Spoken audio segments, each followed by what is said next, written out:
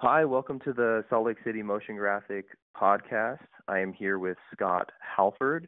Hi, Scott. Welcome to the show. Hello, thanks for having me. It's an honor.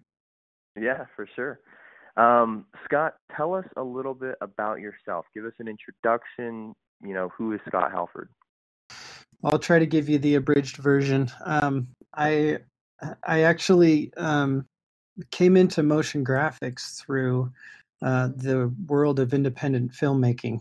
Um, and I came into independent filmmaking through dance, if you can believe it. I was dancing and making videos in college. And then I decided one day that I'd rather make movies for 12 hours a day and be poor than dance for 12 hours a day and be poor. So that's when I put all my focus into becoming a filmmaker and a director. And I had all sorts of um, delusions of grandeur that one day I was going to be making multi-million dollar movies and, you know, making it big that way. I even started a film festival that I named after my business called the Foresight Film Festival.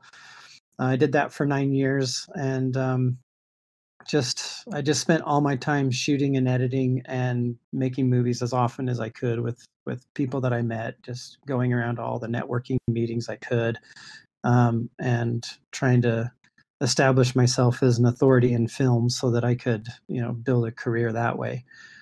Um, and then in my networking journeys, I'd do a compilation of short films on a DVD and take it around to different production companies, video production companies and ad agencies, and I just drop DVDs off. And one time I uh, dropped off a DVD at Thomas Arts, and they said, "Oh, this is cool. This."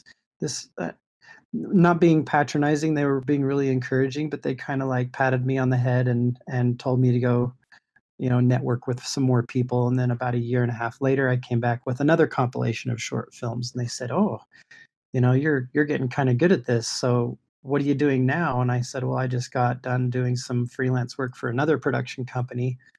And they said, "Well, what do are you available? Because we could use you for some stuff." And that's when I started freelancing for Thomas Arts.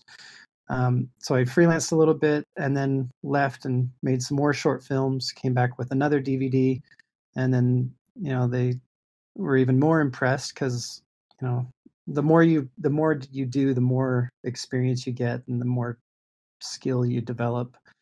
So they had me come back and do some more freelance work, and they ended up making me so busy with freelance work that they probably decided it would save them money if they offered me a salary and hired me on. So now I've been at Thomas Arts for 8 years, and Wow. I still do my video production on the side. Uh, and then I also do motion graphics freelance. So I teach video editing and motion graphics in After Effects at Weber State as an adjunct professor, and I have a beautiful family with two girls, and that's where I'm at now. Awesome. So where do you live? I live in Syracuse. It's west of Layton, Uh-huh. up in Davis Okay. County, northern Utah.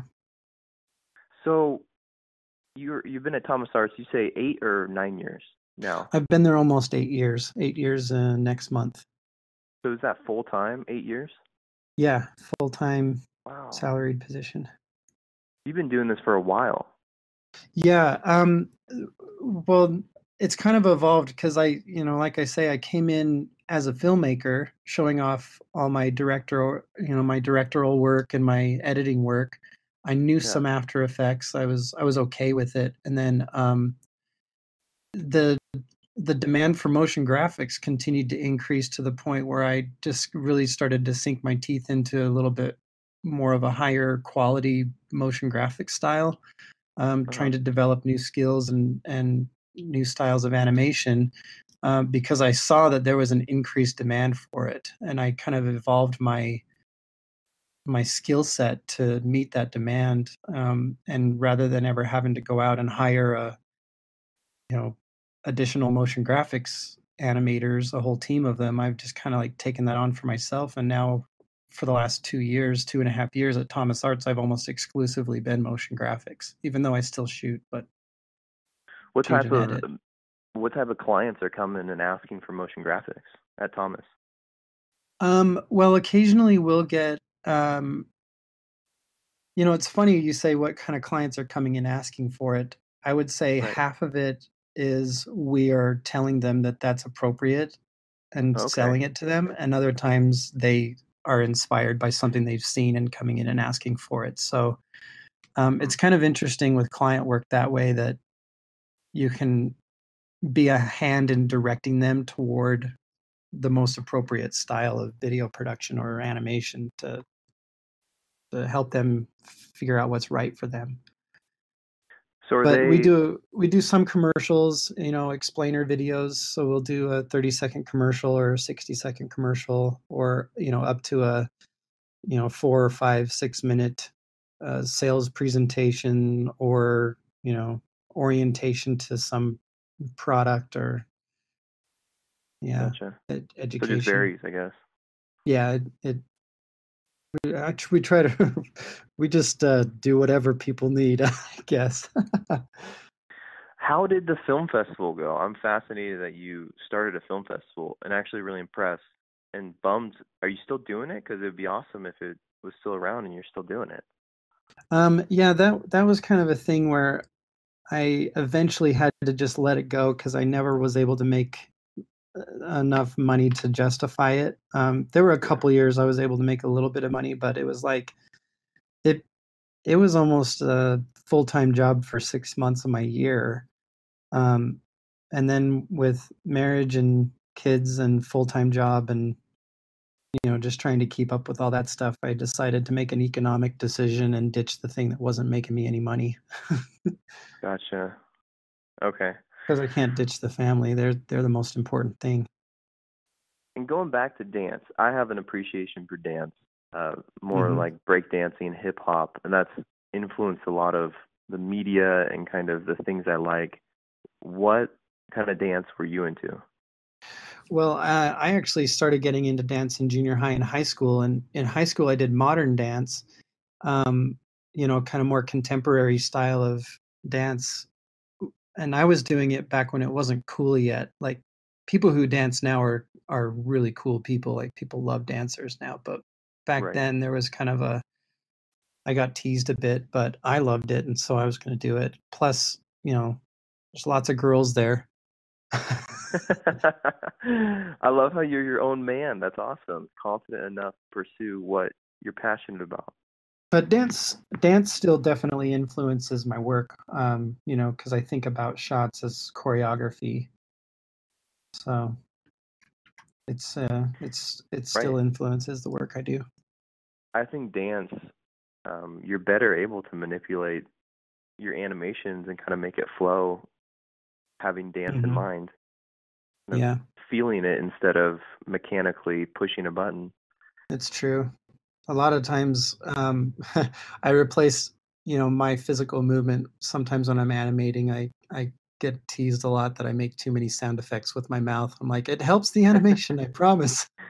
Because I'm in there just making sound effects for stuff with my mouth as they're Right. moving around the screen.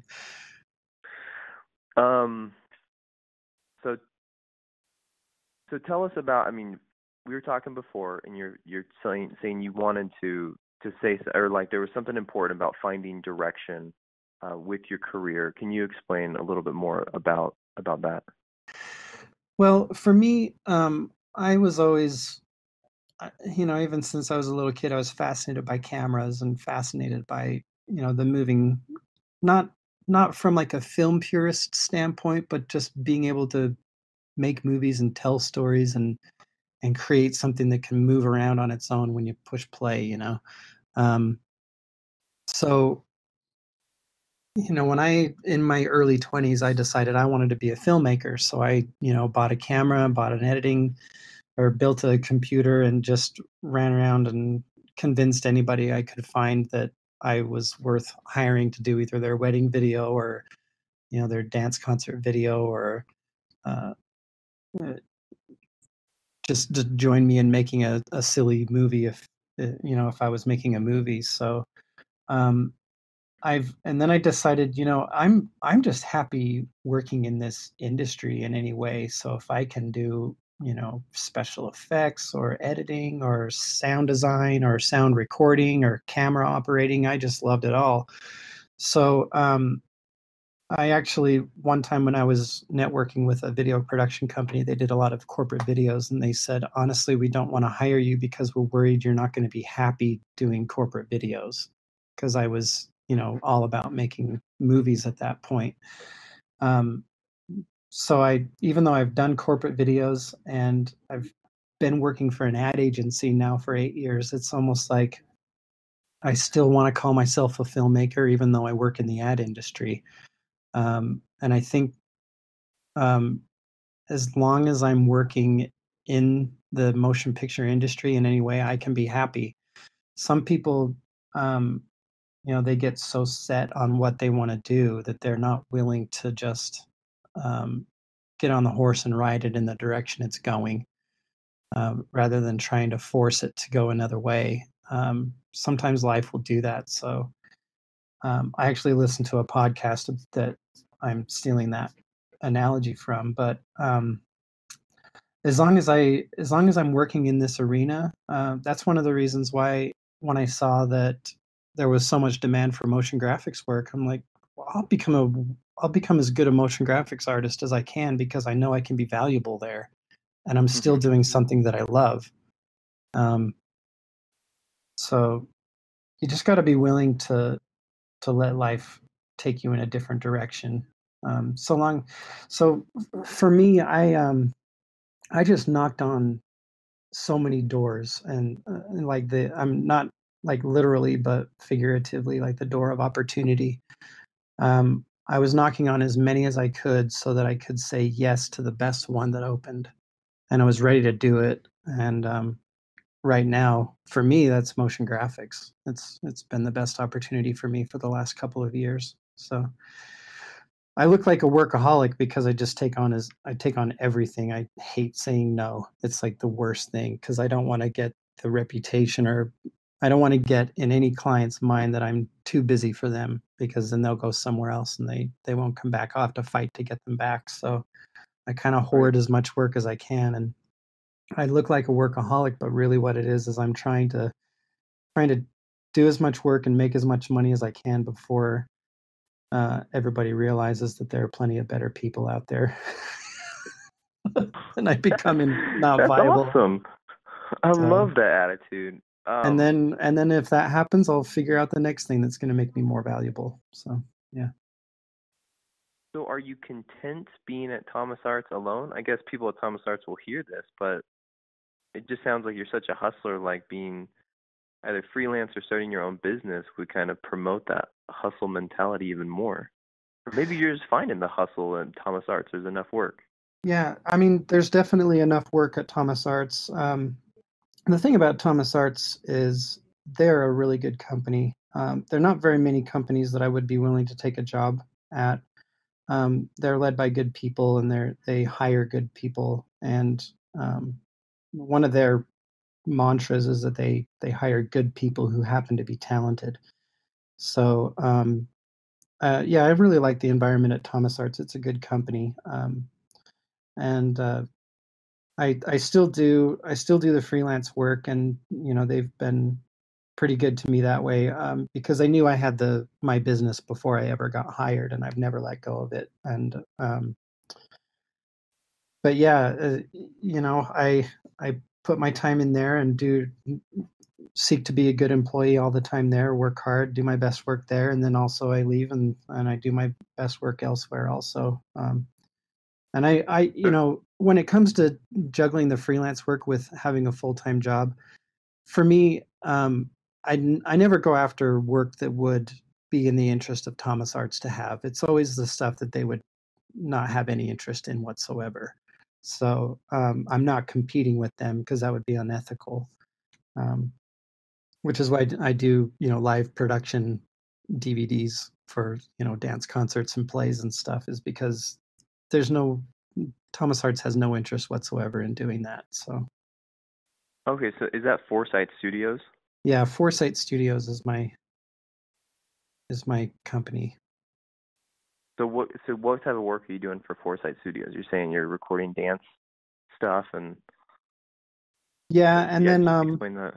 I do instructional videos for online learning platforms. I do the motion graphics for that sort of stuff. I try to do motion graphics work for a clientele that um, doesn't compete with what Thomas Arts does. So, for example, Thomas Arts does a lot of uh, healthcare related client work and Mhm. financial client work. So if I were to go and start doing videos for a competing bank or for an agency that works for another part of the same client work that Thomas Arts does, that would definitely be a conflict of interest. So, Mhm. Right. yeah. So let's go back to like the hustle mentality, I guess. Um, Okay. when you're trying to find work, what do you do? Well, so I know my limitations. I know that I don't I haven't had the time to dig into Cinema 4D because I've been so busy with After Effects. So the way I sell myself is um, I may charge maybe a little bit more per hour, but what I'm good at, I am really fast at. Um, so even though I may, if you want to know my hourly rate, it may be a little bit more than somebody else's, but I will get it done in half the amount of time. The hustle mentality is like I I also let clients know that I don't want to commit to a project unless I can guarantee that I'm going to get it done on time because missing deadlines can be very detrimental to your client's business, and you don't Mhm. want to be responsible for that.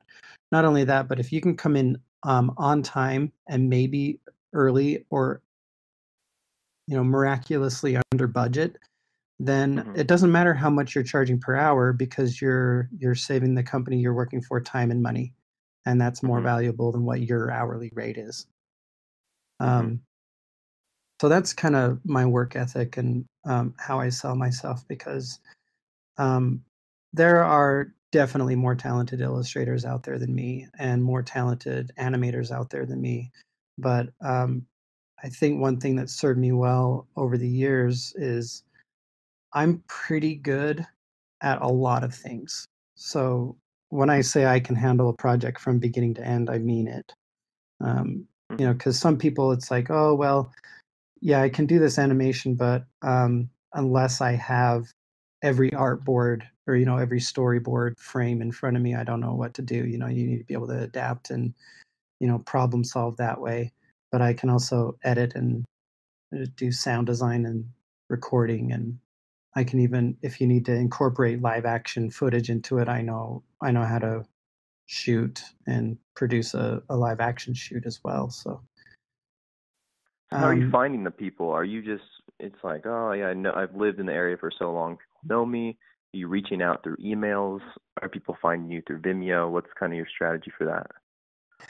You know, as far as marketing Foresight Studios goes, it's just been the longer I work, the more people I come in contact with. And, Mhm. if you're always making sure that you're doing the best job you can, working hard, getting things done on time, Mhm. you get a reputation of being the person that'll finish a job. As an independent filmmaker, I got the reputation of a director who will finish a film, and that's the best thing you can give to an actor that's willing to work for you for free is a finished film that they can show their friends and put on their demo Mhm. reel. So I think it, if you always have like a positive reputation going for you, then people will come back around. I think, and word of mouth will just spread. Um, I only pick up a couple of new projects with new clients every year. All the rest of them are just people that I've worked on other things with that Mhm. they're like, hey, I just remember Scott Halford does this thing. Let's see if he's available. I'm not out marketing myself too heavily because I have Right. a full time job. Right. Right. I consider myself to be extremely lucky that way because I do have a full-time job, which is really unusual for guys like you and me. Right. Um, so I have the, you know, I can I can say no, I'm not really out marketing myself too hard, and that's only because I don't have to. It'd definitely be a different story if I was 100% freelance and needed to keep the pipe full. Right. Right. Totally. What um what are some of your goals? Like where would you like to go? You have um, aspirations, you're just like, I'm cool where I am, I like what I'm doing. What maybe you have some goals that you maybe it's not even work related, but what are some of your goals? well, there are some things that I would like to do. Eventually, I would like to have some.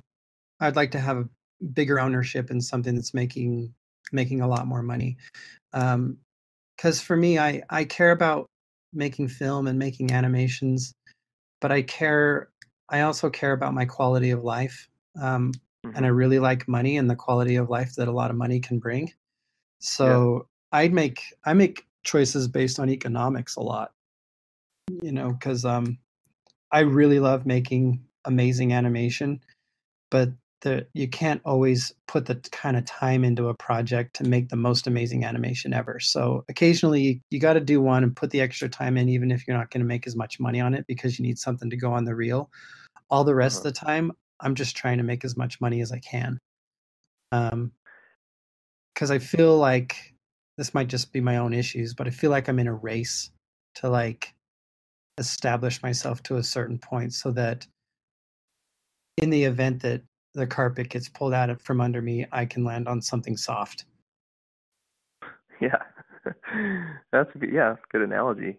I'm curious, Um, what would be that area to make more money? well, with the reason why I've never given up my freelance business is because you never know how long that full time job is going to last. Sure. Like I say, I'm really lucky that I've even been at Thomas Arts for 8 years, and I'm going to stay at Thomas Arts till they've chewed me up and spit me out. But when that's over, I want to be able to have my own production company where I'm employing other people because I know that as I get older, there are new technologies that are going to be emerging that younger people are going to take advantage of. And if I have the Sure. contacts and the network that I Yes. can be the rainmaker and just pull the work in and keep other people busy, then Yeah. the earning potential for everybody goes up that way. I'd be able to make more money because I'm the one, bringing in the clients and managing those client relationships. And also, I think it would kind of be awesome in my mid 40s or when I'm getting closer to 50 to become a full-time professor. Because then Yeah. I really do like teaching. People ask me, like, you're training up your replacements, basically. I'm like, so if I am, that's good. Maybe they'll want to work for me one day. For sure.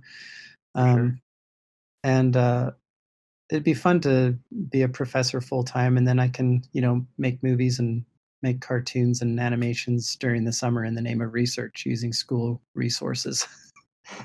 Yeah, that'd be awesome. So, How's your teaching gig right now? Can you talk a little bit about it? um, it, my teachers, when I was in college at Weber State, I kind of was learning, Premiere and After Effects with the teachers. And I did a Mhm. capstone project. The film festival was actually my capstone project. So I incorporated multimedia, like telecommunications and business systems and technical sales, and formed the film festival as my capstone.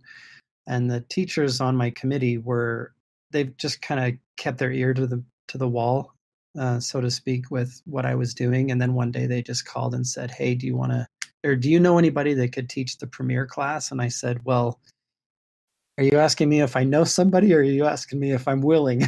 So they said, "Well, we were kind of hoping you'd volunteer." So that's how that came about. And I really like it. I like teaching. So, and then I convinced them that a more valuable class to have in the university would be an After Effects class than just an editing class. So we were able to add the After Effects class a couple years later. And I've got a couple of students that have said, you're totally right that like There are a lot of people out there that can edit video, and the knowing After Effects has been way more valuable for as a part of my college career than anything else I've ever done. So I feel good about that. Nice.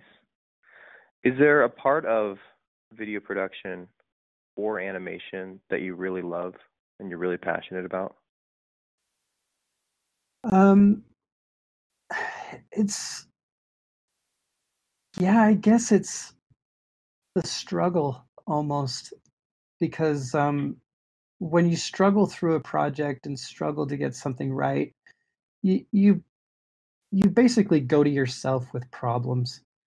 Um, and you're like, I want to make this film, or I want to do an animation in this style. You give yourself a problem, and you suffer through the trials of making that happen. And when it's done, stepping back and watching a transition that you just spent 4 hours on, 30 frames of transition finally work. That's really Hmm. rewarding.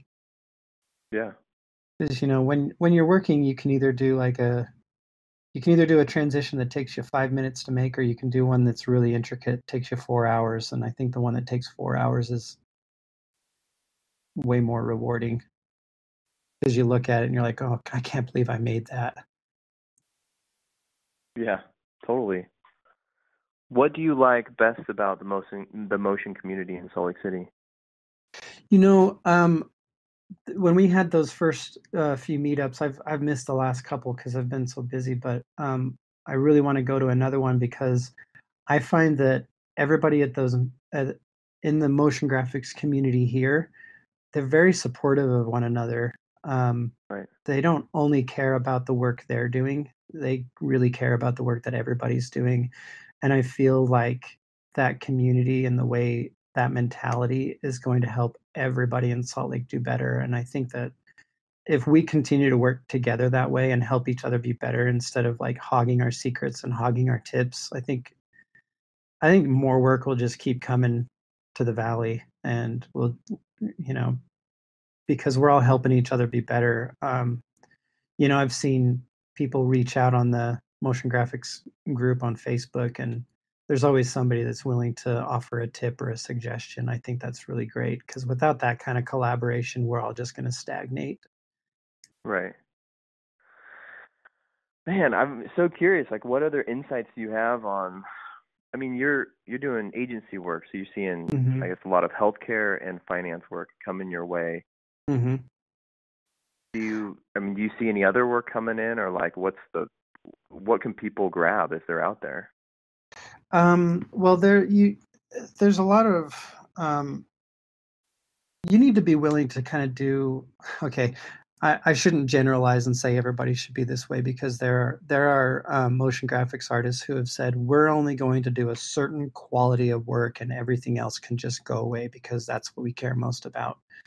Mhm. Um, and then there's the tier that is kind of like just quick and dirty. Yeah. And then there's that middle tier that's like it's really decent motion graphics, but it's not gonna win like uh, New York film and Right. Right. sciences awards or anything like that. So Right. and that's kind of where I land. I try to make I kind of go into that middle tier where the pay is good, the creative is decent, and if I can just add a little bit to it, then they'll keep coming back.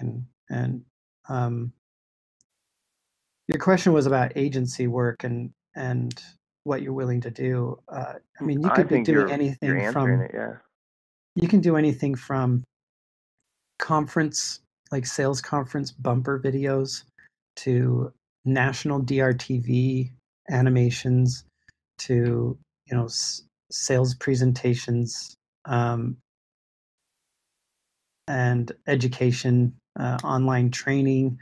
uh, you know you have to be able to roll with the punches, because you gotta kind of have to take the stuff that is drudgery that pays the bills in order to get to Uh the huh. stuff that you can really sink your creative teeth into, because you definitely need to have something to keep your creative juices flowing, because there is a lot of work out there that can kind of suck it out of you.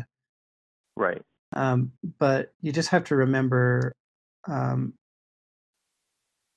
it's like you said, what are your goals? And I want to have financial freedom. Um, I can be happy doing a lot of things. So for me, it's financial freedom, but occasionally I do need to have a creative project that'll just keep me going. Right. Um, Yeah.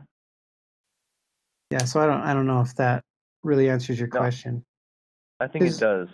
Yeah. on the agency side, when you're a freelancer, you have to be account manager, accountant, creative director, animator, all those things.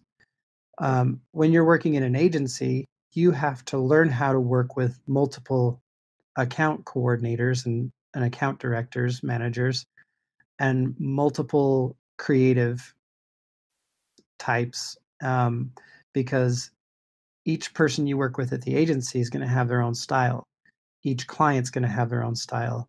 And you need to be able to adapt and work with people the way they want to work, because that makes you easier. It makes you a solution and not just another thing to have to deal with. Right. Um, and work work ethic, but also attitude makes a big difference. Having Mhm. a good attitude, having a good work ethic, and just being willing to persist, I think always pays off. Well, Scott, I'm impressed just about like your mentality to it all, your work ethic. I've enjoyed talking to you. Thank you for like taking all the time. Thank you. Yeah. Is there any, I never say this, but is there anything else you would want to say? Um, I just want to say, if anybody listens to this and gets anything out of it, I know that I come from a different, um, my mentality is a little bit different because I want to make money. and Yeah. and some people care all about the quality of the creative. Um, Mhm. at the end of the day, is, are you happy with how you're spending your time? Right. Because time is really the only commodity we can't get back. So if you're satisfied with how you're spending your time, then I don't have any criticisms for you whatsoever.